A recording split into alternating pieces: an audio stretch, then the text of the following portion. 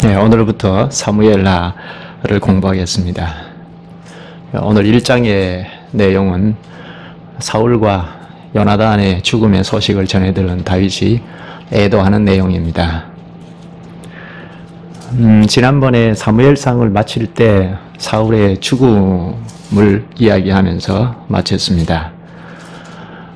사무엘하를 시작할 때도 사울의 죽음을 이야기하면서 시작합니다. 사무엘상과 사무엘하는 사울이 죽었다는 말로 나눕니다. 사울과 요나단의 죽음으로 시작된 사무엘하는 영광과 그리고 수치가 엇갈린 다윗 왕가의 일대기를 기록합니다. 사무엘하는 사울이 죽은 후에 다윗이 통치하는 것부터 시작하여 그로 말미암아 이스라엘이 질서가 잡히고 다윗 왕국이 정착이 되는 것, 그리고 그의 타락하는 것, 그 때문에 비참하게 되는 것, 그것을 말하고, 그러나 하나님의 은혜로 다시 회복되는 것, 그리고 그 왕국의 그 후반부 상황 등을 잘 말하고 있습니다. 약 한 38년, 39년 여간의 일을 기록하고 있습니다. 사무엘상은 엘리와 사무엘과 사울을 중심으로 하여 이스라엘 나라가 쇠퇴해 나가는 것을 강조해서 기록하고 있고, 사무엘하는 다윗을 중심하여 이스라엘 나라가 질서를 찾고 안정적으로 다윗 왕국이 잘 서나가는, 다윗을 중심하여 이스라엘 나라가 회복되는 것을 아주 강조해서 가르치고 있습니다. 그 질서가 회복된 이후에는 하나님께서 다윗과 언약을 맺고 그의 계통에서 메시아 왕국이 올 것을 예언하십니다. 오늘 1장을 생각하죠. 사울과 요나단이 죽었습니다. 이제 이스라엘 나라에는 왕이 없습니다. 이스라엘 나라에 왕이 없다는 것은 그렇게 큰 문제가 되지는 않습니다. 하나님께서 이스라엘의 왕이기 때문입니다. 애굽에서 노예 생활을 하던 이스라엘을 하나님께서 크신 은혜로 구출하여 빼내어서 하나님이 친히 왕이시면서 그 나라를 다스리는 나라이기 때문에 이스라엘에 사람 왕이 없다고 해서 문제가 되는 것은 아닙니다. 사사시대에도 왕이 없었지 않습니까? 그런데 문제는 이스라엘 백성들이 하나님을 오직 왕으로 알고 섬기는 일에 문제가 있었다는 것이 문제입니다. 백성들이 하나님을 신뢰하지 않고 있다는 것이 큰 문제입니다. 백성들이 하나님을 신뢰하고 과연 하나님 나라답다 할 만한 상황이 못 될 때는 하나님께서 어떤 왕을, 강력한 통치자를 세워서 그 나라를 치리하는 것이 마땅할 것입니다. 그래서 하나님이 다스리는 나라답게 회복되어 가는 것이 마땅할 것입니다. 이런 점에서 사울 왕이 죽었다는 것은 이스라엘 나라의 큰 위기입니다. 이제 사울 왕이 죽었으니까 이방인들이 조롱할 것입니다. 당시에 나라에 어떤 문제가 발생이 될 때, 특히 위정자가 왕이 죽었다고 하거나 할 때, 또 나라가 패망할 때 그 나라가 섬기는 신에게 직접 화살이 돌아갑니다. 이스라엘 나라에 하나님께서 별 수 없지 않느냐 하는 조롱을 이방인들이 할 것입니다. 또 이스라엘 나라 안의 불신자들도 참 백성들, 참 신자들을 조롱할 것입니다. 하나님을 믿는다, 하나님만 믿는다고 하면서 별 수 없지 않느냐 하고 조롱할 것입니다. 이렇게 안팎으로 조롱하는 일이 발생이 될 때는 이 나라가 위기라고 하지 않을 수 없습니다. 참신자들은 아마 이방인들의 조롱과 안으로 불신자들로부터 오는 시선, 따가운 시선, 이런 것으로부터 하나님 앞에 간절히 기도했을 것입니다. 하나님으로부터 왕을 선사받기를 구하면서 기도했을 것입니다. 이런 때에 우리는 자연스럽게 시선이 다윗에게로 돌아가죠. 다윗이 지금 뭘 하는가? 자연스럽게 관심이 쏠립니다. 그런데 지금 다윗은 시글락에 있습니다. 이 블레셋 지역인 시글락에서 쉬고 있습니다. 사울 왕과 요나단 그리고 이스라엘 나라가 패배할 때, 그러니까 블레셋 나라와 전쟁을 하고 있을 때에 다윗은 이 시글락을 침공한 아말렉과 전쟁을 하고 있었죠. 시글락에 거주하고 있는 다윗의 그 식솔들, 다윗과 다윗의 일행이 블레셋 아기스 왕과 동맹을 맺어서 잠시 출정을 하고 있는 사이에 이 시글락에 거주하고 있는 노약자들, 아내들을 아말렉 족속들이 다 붙잡아서 가버렸죠.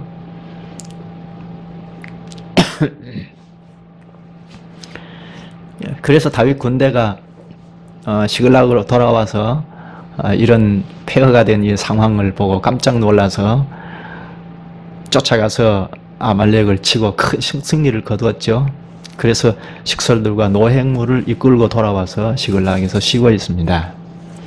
그런데 3일째 되는 날에 전쟁터에서 한 젊은이가 쫓아와서 전쟁 소식을 가지고 다윗을 찾아왔습니다. 흙을 뒤집어 쓰고 찾아와서 다윗 앞에 엎드려 절하면서 이스라엘의 패배 소식을 알립니다. 그러면서 사울 왕이 죽었다는 것, 요나단이 죽었다는 소식을 전합니다. 4절 후반부에 보면 군사가 전쟁 중에서 도망하기도 하였고 무리 중에 엎드려져 죽은 자도 많았고 사울과 그의 아들 요나단도 죽었나이다.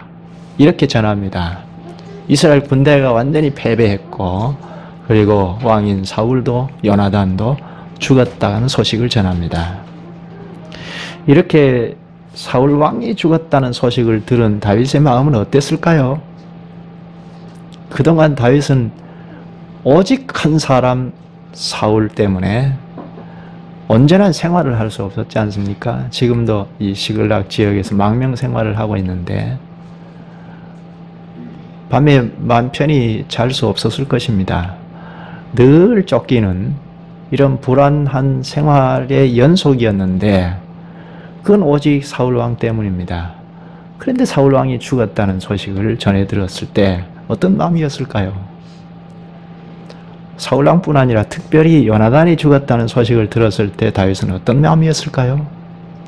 요나단은 친형제같이 여인들을 사랑하기보다 더 사랑했다고 하는 그런 관계인데 그런 요나단이 죽었다는 소식을 들었을 때 큰 충격이었을 것입니다.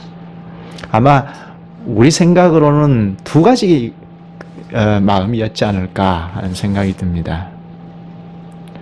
사울이 죽었다는 데 대해서는 한편으로는 그렇게 나를 쫓아다니면서 죽이려고 했던, 못 살게 했던 왕이 죽었으니까 하나님의 진노가 드디어 이루어지고 있구나, 그렇게 생각했을 수 있지 않겠습니까?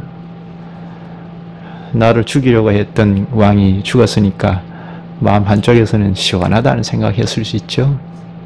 그러나 또 한편으로는 이스라엘 나라를 생각할 때, 하나님이 다스리는 나라인 것을 생각할 때 큰 충격이었을 것입니다. 특히 요나단이 죽었다는 데 대해서 요나단과는 우리 함께 이스라엘 나라를 하나님 나라답게 건설해 나가자 하고 약속을 하고 그렇게 다짐을 했던 상황, 관계였는데 그런 사랑하는 요나단이 죽었다는 소식을 들었을 때 큰 충격을 받았을 것입니다. 이게 이제 우리가 생각하고 있는 두 가지 마음이죠. 이렇게 다윗이 두 가지 마음이 크게 있었지 않았는가 하는 생각이 듭니다. 5절에 보면 다윗이 자기에게 거하는 소년에게 묻되 사울과 그 아들 요나단의 죽은 줄을 네가 어떻게 아느냐? 다윗이 정말 사울과 요나단이 죽었다는 사실을 확인하고 있죠. 이렇게 네가 사울과 요나단이 죽었다는 것, 이스라엘이 패배했다는 것을 어떻게 아느냐 하고 묻자 이 청년이 사울 왕을 자기 손으로 죽였다고 하죠. 길보아 산으로 우연히 올라가고 있는데 사울 왕이 죽기 직전에 나를 죽여달라고 호소를 해서 이 청년이 아무래도 살지 못할 것 같아서 자기 손으로 왕을 죽였다고 하죠. 그 증거로 왕관과 팔찌를 가지고 왔다고 이야기합니다. 왕관과 팔찌는 그 왕의 권위를 이야기하는 장신구인데요. 그것을 보고 사울 왕과 요나단이 죽었음이 사실인 것을 다윗도 믿었습니다. 그래서 과연 사실이구나 하는 확인을 한 다윗은 큰 충격을 받고 애도하면서 금식을 합니다. 사람이 아주 평소에 가까이 지낸 사람일수록 그가 죽었다는 소식을 들었을 때 큰 충격을 받죠. 큰 충격에 휩싸여서 아마 그 상실감이라든지 공황 상태까지 빠질 수도 있죠. 큰 충격을 받고 애도합니다. 저녁 때까지 애도하면서 금식을 합니다. 그 다윗을 본 그 다윗 일행들도 함께, 신하들도 함께 애도를 하죠. 그런 다음에 정신을 차리고 왕이 죽은 소식을 전해준 청년에게 다시 확인을 합니다. 13절에 보면 네가 어디 출신이냐 하고 묻자 아말렉 족속으로 타국인의 아들입니다 합니다. 여기 타국인의 아들이라는 것은 이스라엘 나라 안에 살고 있는 타국인이라는 말입니다. 타국인인데 이스라엘 나라에 들어와서 함께 살고 있는 이방인입니다. 그런데 14절에 보면 다윗은 이미 이 청년이 무엇이 잘못인지를 판단하고 있습니다. 다윗이 저에게 이르되 내가 어찌하여 손을 들어 여호와의 기름 부음 받은 자 죽이기를 두려워하지 아니하였느냐 하고, 이 말씀을 보면 다윗이 이미 이 청년의 잘못을 알고 있죠. 여호와의 기름 부음 받은 자 죽이기를 두려워하지 아니하였느냐. 이 한 구절이 다윗의 심정을 잘 알 수가 있습니다. 여호와의 기름 부음 받은 자를 죽이기를 꺼려하지 않았다, 주저하지 않았다는 겁니다. 이제 하나님 앞에서 다윗이 평소에 어떤 사람인가 하는 것을 잘 알 수 있죠. 여호와의 기름 부음 받은 자를 죽이기를 주저하지 않았다 합니다.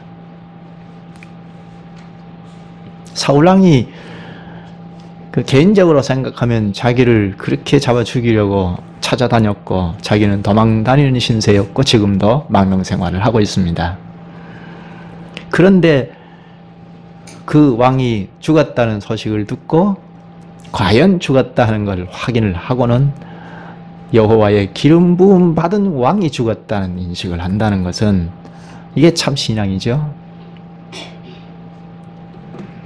그래서 그 청년을 사형에 처하라고 합니다. 15절에 죽어가는 청년을 향하여 다윗은 너 입으로 주의 기름 부음 받은 자를 죽였노라 했다고 합니다.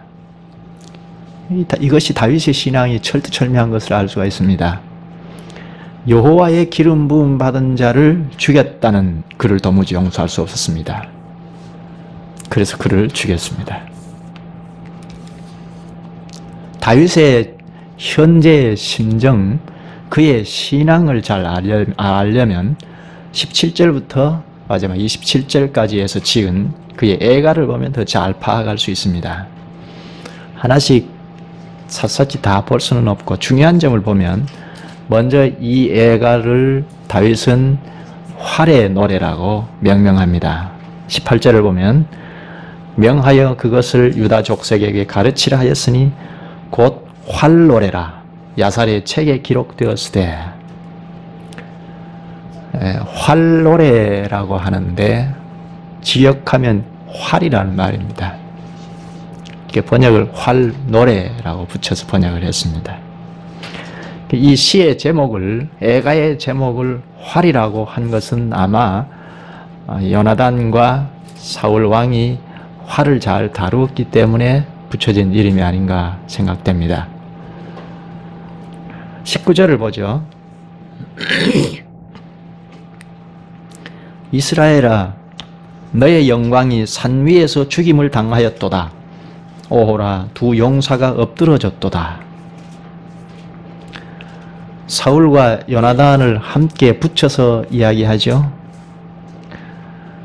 지금 다윗이 좀 더 냉정을 찾으면 어떻습니까? 애가를 부를 때가 아니죠. 좀 더 냉정함을 찾으면 애가를 부를 때가 아니죠. 자기 생명이 붙어 있을 뿐이지 한시도 제대로 눈을 붙일 수 없을 만큼 불안한 시간이 연속이었는데, 목숨이 위태위태한 생활의 연속이었는데, 오직 그 한 사람 사울왕 때문입니다. 그런데 그 왕이 죽었습니다. 확실히 그가 죽었음을 알고는 참 시원하다 했습니까? 그렇게 하나님 말씀대로 하지 않으더니 잘 죽었다, 하나님의 진노를 사서 죽었다, 그렇게 말합니까?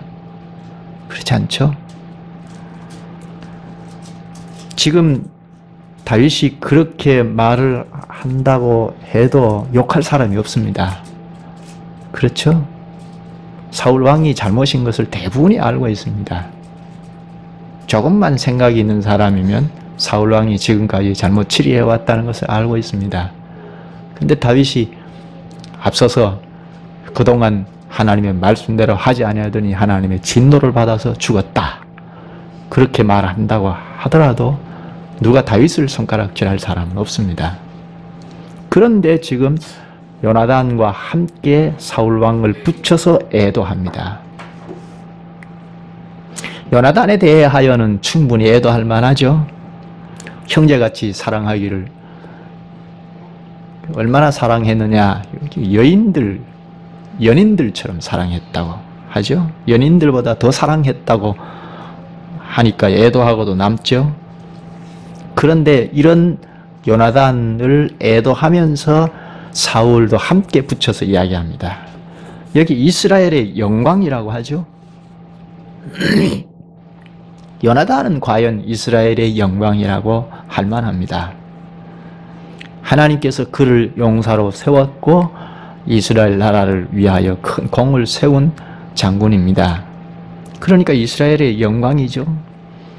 그런데 다윗은 사울도 똑같이 이스라엘의 영광이라고 합니다. 오호라, 두 용사가 엎드러졌도다 하죠. 이 말은 후렴구처럼 세 번이나 반복해서 말합니다. 이렇게 사울과 요나단을 함께 놓고 노래합니다. 23절에 보면 사울과 요나단이 생전에 사랑스럽고 아름다운 자로니 죽을 때에도 서로 떠나지 아니하였도다. 아버지와 아들이 평소에도 그렇게 사랑스럽고 아름답더니 죽음까지도 같이 함께 떠나지 않고 죽었구나 하면서 아름다운 면을 부각시켜서 노래합니다. 사울의 취약한 부분을 드러내지 않습니다. 다윗은 사울의 약점을 잘 알고 있습니다. 귀신에게 휘둘려서 그렇게 추한 모습을 보이는 거 다윗이 잘 알고 있지 않습니까? 그런데 그런 모습을 부각시켜 이야기하지 않습니다. 추워도 그런 것은 마음에도 없습니다. 그저 슬픈 애도를 합니다.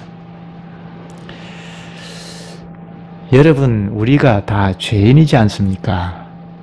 누구는 어떻고 누구는 어떻고 하고 판단하고 재판할 사람이 아닙니다. 재판장이 아니죠. 다 죄인입니다. 재판장이 아니니까 다윗도 요나단은 장군이고 사울은 그렇지 않다, 그렇게 나누지 않습니다. 같이 이야기를 합니다. 하나님 앞에서 노래할 뿐입니다. 여기서 군주다운 모습을 볼 수 있죠. 다윗은 과연 군주답다 할 수 있습니다. 적어도 하나님 나라의 왕이 되려면, 이스라엘 나라의 왕이 되려면 시기심이 없어야 하죠. 사울은 시기가 많았던 사람이죠. 그렇죠? 다윗은 천천히요, 사울은 천천히요, 다윗은 만만이라 하니까 아니 나는 천천히고 다윗에게는 만만으로 돌려 하면서 시기심을 드러냈죠. 어김없이 드러냈죠. 여지없이 드러냈습니다. 그러나 다윗은 그와 정반대입니다.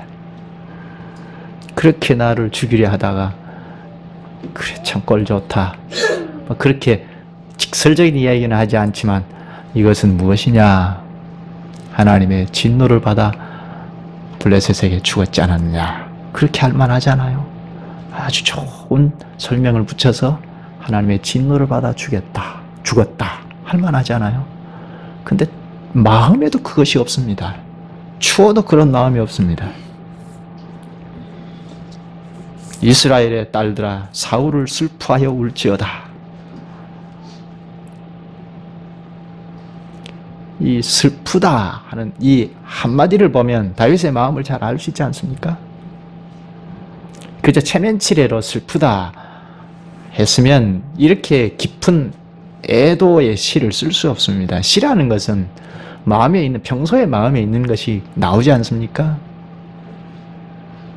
평소의 마음이 시로 나오기가 쉽죠. 다윗의 마음에 추워도 사울을 미워하는 감정이 없습니다. 20절에는 사울의 죽음을 알리지 말고 숨겨라고 합니다. 블레셋 사람의 딸들이 즐거워할까? 할례받지 못한 자의 딸들이 개가를 부를까 염려로다. 다윗의 신앙을 잘 알 수 있죠. 죽음을 원수들에게 알리지 말라고 합니다. 그 원수들이 이스라엘을 친 블레셋이라고 합니다. 지금 블레셋 지역에 이미 살고 있잖아요. 잠깐이지만 동맹을 맺고 있잖아요. 그럼에도 불구하고 자기가 속해 있는 이스라엘이 자기 나라이고 이스라엘을 친 블레셋이 자기 원수라고 이야기합니다. 이것은 이스라엘의 명예를 생각했을 뿐 아니라 이스라엘을 다스리는 하나님의 명예를 생각하고 한 말입니다. 평소에 그가 하나님 앞에 어떤 훈련을 받으면서 지내왔는지를 잘 알 수 있습니다. 평소에 어떤 마음이 결정적인 순간에 드러나지 않습니까? 결정적인 일이 딱 벌어지면 평소에 그가 어떤 심성을 가지고 살았는지를 금방 알 수 있죠. 다윗이 지금 이런 상황에 맞닥뜨렸을 때 평소에 어떤 훈련을 받으면서 지내왔는지를 잘 알 수가 있죠. 평소에 그는 끊임없이 하나님 앞에서 살아야 하겠다는 이런 훈련을 철저하게 받고 살아온 사람인 것을 잘 알 수가 있습니다. 비록 지금 잠깐 블레셋 진영에 들어가 있으나 그의 마음은 여전히 블레셋이 자기 편이 아니고 적이라는 생각을 했고 이스라엘의 원수라고 생각했습니다. 하나님 나라 기관인 이스라엘을 중심 삼아서 생각하고 있습니다. 우리가 하나님의 교회를 생각하려면 적어도 이 정도는 돼야죠. 뭐 생각날 때, 기분 좋을 때 하나님의 교회가 참 좋다 하는 것이 아니고 평소에 이런 정도의 생각을 가져야죠. 하나님의 주권을 생각하고 하나님이 다스리는 그 나라를 염려하는 마음입니다. 그래서 하나님이 세우신 직분자를 잃은 것을 애도하는, 얼마나 훌륭한 신앙입니까? 하나님이 세우신 직분자를 잃은 것을 애도하는 그 다윗의 심정을 우리에게 비추어서 곰곰이 생각할 필요가 있습니다. 여기까지 하죠. 자비하신 주님, 주님께서 오늘 저희에게 다윗의 애가를 통하여 교훈하시옵나이다. 그렇게 자기를 원수같이 죽이려 했고 어떻게 하면 죽일 수 있는지 호시탐탐 자신을 노리면서 코너로 몰아갔던 그 왕의 죽음 소식을 들은 다윗이 친구이자 연인처럼 사랑한 요나단의 죽음과 함께 붙여서 애가를 지어 부르는 것을 볼 때, 저희 마음에도 슬픔을 안겨주는 것을 볼 때 다윗의 그 기본 신앙을 저희가 잘 볼 수 있나이다. 그의 마음은 평소에 늘 하나님 앞에서 살았고 하나님 앞에서 훈련을 받아온 사실을 잘 볼 수 있나이다. 저희가 이런 다윗의 모습을 보면서 저희도 평소에 어떤 훈련 가운데, 하나님 앞에서 어떤 훈련 가운데 살아가는지가 참 중요함을 깨닫사옵나이다. 주님께서 연약한 저희를 새롭게 일깨워 주셔서 하나님 앞에서 바른 훈련을 받으면서 성숙하는 저희들이 되게 하여 주시기를 원하옵나이다. 언제나 하나님 앞에서 살아가되 주님이 이끄시는 교회를 사랑하고 이 교회를 위하여 어떻게 나 자신을 드리고 갈지를 훈련을 받고 성숙하고 할 수 있게 하여 주시기를 원하옵나이다. 예수님의 이름으로 기도하옵나이다. 아멘.